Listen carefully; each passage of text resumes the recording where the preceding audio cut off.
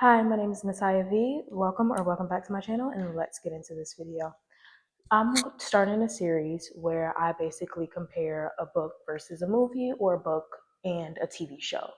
I just finished my first read of 2026, which was The Sun is Also a Star by Nicola Yoon. And literally 15 minutes ago, I just finished watching that movie.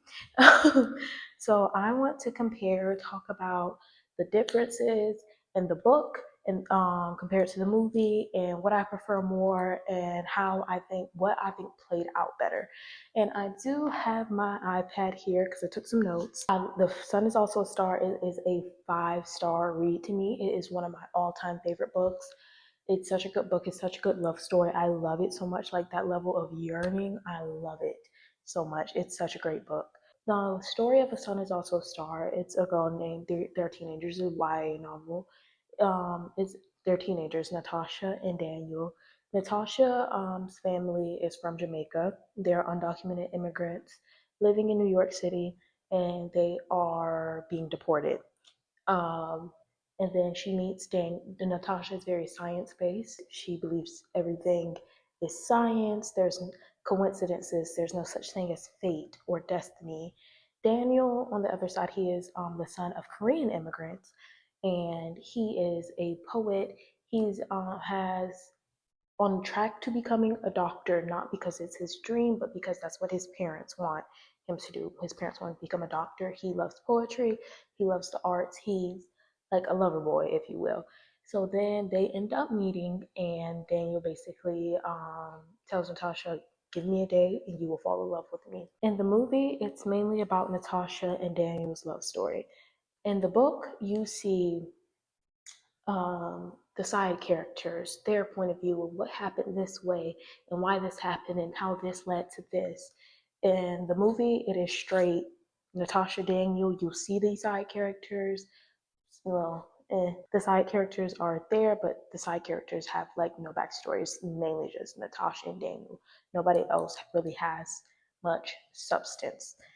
The first thing that stood out to me is the security guard, Irene. In the book, Natasha has a Nirvana phone case, and the security guard who's checking her into the immigration, checking her items to make sure she doesn't have anything. Irene, who is checking all of her items, she like lingers over the Nirvana phone case, which makes her late to the appointment. Irene does not exist in the movie, which is so crazy to me because to me, Irene is such a big part of Natasha and Daniel's story. Like she's a major part of Natasha's and Daniel's story. Irene is not in the movie at all, which kind of like crazy to me. Like she's such a big part of Natasha and Daniel's story in the book. And I just feel like adding her in the movie would have been perfect. In the movie, Natasha goes to the immigration services building and she meets with Lester Barnes. She's not late for their appointment, but Lester Barnes still does give her the immigration lawyer's contact, and she sets a meeting with them. In the book, Peter was born in the U.S. He was born, I believe, the year Natasha and her mom were back in Jamaica, and Natasha's father was in New York ahead of them because he had dreams of being this Broadway star. So he was going to pursue his dreams. Then Natasha's mom was like, "Hey, I'm tired of waiting," and goes to New York, and he meets him in New York. And Peter is born in New York. In the movie, Natasha tells Lester Barnes that Peter was born in Jamaica. They moved to New York when he was 4. I think I see 2 glimpses of Peter in the movie. Peter is not a major character in the book, but he has substance. He's very excited to be moving to Jamaica. He has locks in his hair, and he has like character. In the movie, I don't think he even speaks. He does not speak at all in the movie. Also in the movie, they say, "Yeah, we're leaving tomorrow morning. We're being deported tomorrow morning." In the movie, it's 10 p.m. that night, their flight back to Jamaica, their voluntary deportation. So I feel like that was better for the movie to make it the next morning because it gives more of a timeline to play out. I might be biased because this is my all-time favorite book, but I just think the book lays it out better. Like, even though she had to leave that night, they played it out very well. But for a movie or film, I don't know how filming works. It was probably better for her to leave the next morning. The book and the movie, how Natasha and Daniel meet, are very different. So Daniel's on the subway with his friend. I do not know this friend's name. This friend is not included in the book at all.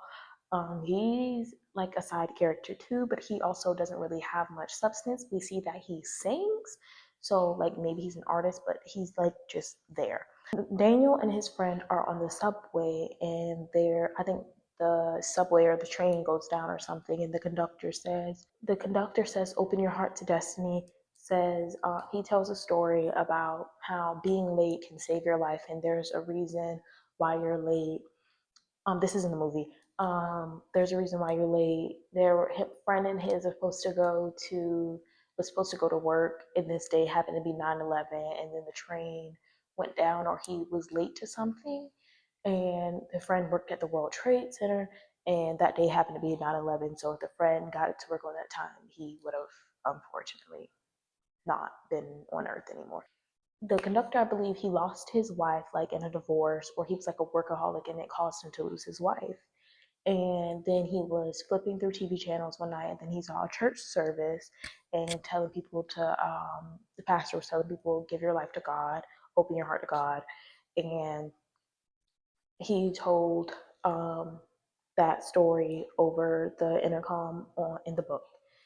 And then Peter um, saw a girl walking with a jacket that says Deus ex machina.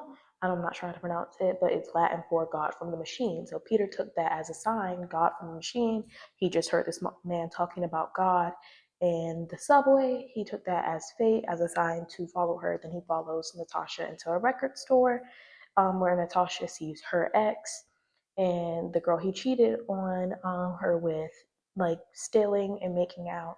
And then that's her and Peter. I mean, that's how her and Daniel meet. Like says something, they flirt a little bit, and then she walks on her way, and then the white BMW comes and almost hits her. Then Daniel holds her and saves her. In the movie, Daniel um, sees her getting off this in Grand Central Station. She's looking up and looking around at the scenery, taking it all in because this is possibly her last day in the US. And he's telling his friend, no one ever does that. Nobody ever looks up. Everybody looks straight ahead where they're going. Nobody ever looks up. Then he sees her jacket that says Deus Ex Machina, which he just wrote down in his notepad that morning before he left his house. So he took that fate as a sign. And then he's like following her, trying to catch up with her. And then a black BMW comes up and almost hits Natasha, and he holds her back and saves her. Same in the book, they break the headphones, but the headphones are pink. I don't know why this bothers me so much. In the book, the headphones were pink. Um, in the movie, they're like this silver, gray, gold type color, like bluish, like a bluish gray, with some gold accents type color. And then they, like, you just saved my life, whatever. That's in the book. So I'm like, I liked her having more of a backstory in the book. Like, we know that about her ex and that her ex cheated on her. In the movie, we just meet Natasha that day. We don't know anything about Natasha other than she's a undocumented immigrant from Jamaica getting deported, and she likes science. We kind of use context clues to learn she likes science, but I'm like, in the book, I feel like it gave her gave her more of a backstory. Another thing in the book, Daniel is going to Yale, which his mom refers to as second best school. His brother Charlie flunked out of Harvard, which his mom says is best school. But in the movie, he's going to Dartmouth. They don't. Charlie's still there. He's still like a jerk, but they don't mention anything about Harvard. About Charlie going to Harvard. He's just like he's still a jerk, pretty much. His tie also isn't red anymore. I feel like when authors name colors of things, there's a significance to it, and that should be the same in movies. Like if she said he's wearing this red tie, or she has on these hot pink headphones, Keep that the same in the movie because the author naming a color of something gives you more insight. And it wasn't for no reason why it was that color. It was a reason. In the movie, they go to a skate park first and they sit down a little bit, and then she sees Daniel pull out a notebook and she makes fun of him for poetry, and she's like, love is chemicals and whatever. And they end up going to a cafe.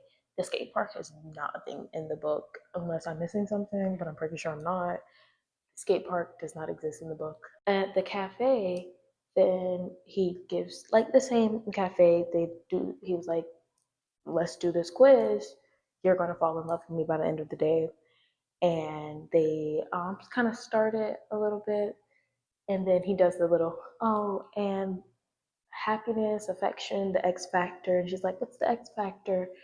And he's like, don't worry, we got it. That's such a cute, funny, flirty line to me. I like that they included it in the movie as well as in the book. It's one of my favorite lines. They go to Natasha's meeting with the immigration lawyer, and Daniel pulls out his phone. He was like, wait, my meeting's in this building too. But I like in the book that Daniel did not find out that his meeting was in that building until like way later when him and Natasha have already found like this deep connection. They like connected on a deeper level. It was like towards the end. Like this was like 30 minutes into the movie or something. And they already know. 30 minutes into the movie, we also know she's getting deported, but we don't know why she's getting deported. In the book, it's because her dad has these dreams of becoming a Broadway actor. He has this show. He did such good performance. He ended up going out getting drunk, hitting a cop car, then tells the cop that he's an immigrant, and the cop reports him. In the movie, we find out later on, like an hour in, that her dad works in the kitchen and ICE does random raids, and they basically found out that he was undocumented, which makes it more realistic and spreads more awareness. I do like that. It spreads more awareness about what's happening with ICE. Even though this movie, I believe, came out in 2018, maybe, but this has always been a thing. Even though now in 2026, we're hearing about it more and they're getting crazier, this has always been a thing. But I like that in the movie, they're like ICE raids and what's happening and why it gives more realism. Also, another thing, Daniel doesn't have a ponytail, and Daniel doesn't have a ponytail in the movie, which I love because I was like, she was loving his ponytail, but I'm trying to picture. I was trying to picture the ponytail the way it was described in the book, and it was not seeming cute to me at all because I love a little long hair. I like long hair sometimes. So, but the way she was describing this like short ponytail, I could not find it attractive at all. So I'm happy in the movie he does not have a ponytail. I did love in the movie the highlights of Black culture. You see the stores, the Black people in New York, the lady doing hair outside. It like great highlight of Black culture and Korean. I won't want to speak too much on Korean culture because obviously I'm not Korean, so I don't know much about it. But you still see highlights of this, and then they explain to the history of why Daniel's family has a Black hair care store. They did explain this in the book as well, but it's like nice to know why. Oh, this is why these South Korean immigrants have this Black hair care store. There's history there. It's not just for no reason, and I like to learn about that history. Another thing, the store scene was pretty much the same when they go to the store. Daniel goes to the store to drop off the deposit slip, and when Daniel goes to the store to drop off the deposit slip, Natasha picks up pink hair. That scene is like word for word, like the same. The dad offers her relaxer. Charlie's being a jerk. That scene is like by the book. I really did like that they kept that the same. Another thing that's different, Natasha goes to the planetarium alone in the book, but in the movie, she takes Daniel to the planetarium and then they go to karaoke, which does build a bit more foundation. Like, hey, they're spending more quality time together. But then she goes to the planetarium, I think after they get in an argument. I'm sorry, I really should have brought this book with me. I brought my notes on the book with me. But it was like she went to the planetarium alone at the karaoke place. In the book, the karaoke place was like a restaurant, and then there was a karaoke place next door owned by the same owners. And at the restaurant in the book, she doesn't know how to use chopsticks. She asks for a fork. The waitress tells Daniel to teach her girlfriend how to use chopsticks. Then we get the waitress's insight that her son married a white girl. They weren't accepting. The family wasn't accepting that the son married a white girl. He invited them to the wedding. They ended up not going to the wedding. Now she gets upset when she sees Korean boys not with their race or whatever, or like not teaching them like how to like don't just pick American or whatever, like stuff like that. So we get more insight until why she's saying teach your girlfriend to use chopsticks, and she's not just rude, she has a reasoning behind it. That's like the main thing that I wish was in the movie, because it's such a big part of the book. It's like basically it's a huge part of the book, the insights we get from the outsiders and the driver of the BMW and from the security guard and from this person. It's like so much insight that we don't get in the movie. Yeah, we know it's about Natasha and Daniel's story, but the book was still about Natasha and Daniel's story, and it did, the outside perspectives didn't overshadow theirs, it just added to theirs and what led to that moment. Another difference, but it wasn't really a major difference, is in karaoke, Daniel sings Crimson and Clover in the movie instead of Take a Chance on Me. Both are very symbolic to the meaning. Natasha runs out of karaoke before she gets the chance to sing in the movie. In the book, she does sing, and then they end up kissing after she sings. In the book, if you watch my previous video, I do like their argument. Their argument is stupid, but I like their argument because it shows that they're still teenagers. And he was like, "Why didn't you tell me you were getting to? I should have. Oh, before I knew that." In the movie, he was automatically more so understanding. He was like confused for a little bit, but then he was automatic understanding. And these are still teenagers. In the movie, it was points where I forgot these were teenagers until I seen clips of them in school, or I remember that Daniel is going to meet with to get a recommendation for college. Is a lot of points in the movie that I forget they're teenagers. Their argument in the book is coming from it's a stupid argument because that's not her fault. Why are you mad at her? But it's valid for teenagers. And that's what I'm like in the book, it's they're mature, but they're not too mature to where they're adults and you can still tell they're teenagers. That's the what I like about the book. Then also taking away Natasha's dad's passion for theater and wanting to be on Broadway and wanting to be this actor. Um, it just like I said, nobody really has substance in the movie except for Natasha and Daniel.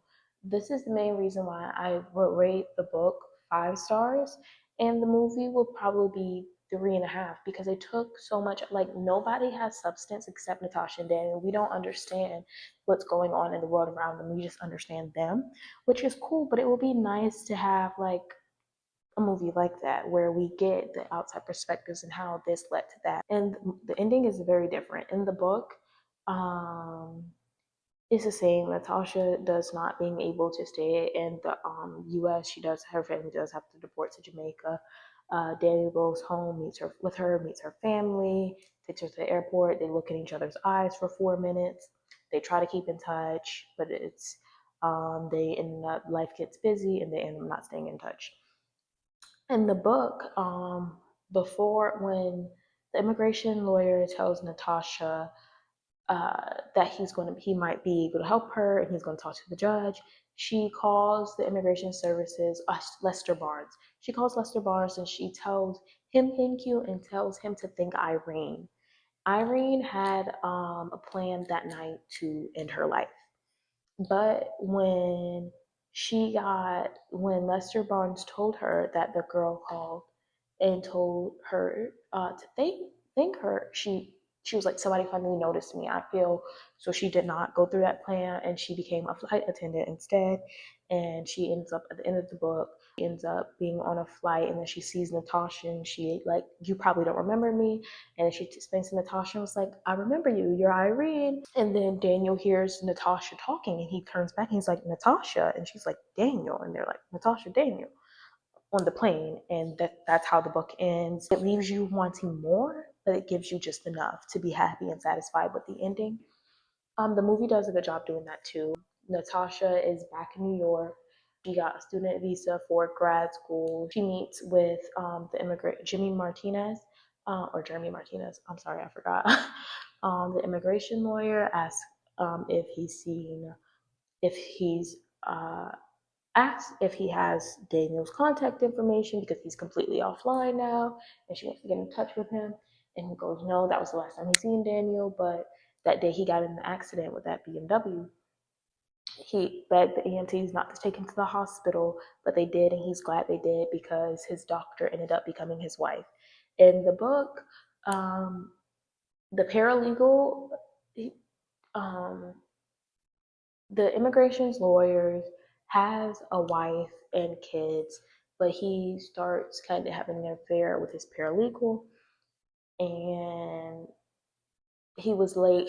The reason Natasha's family is going to get deported is because he never made it to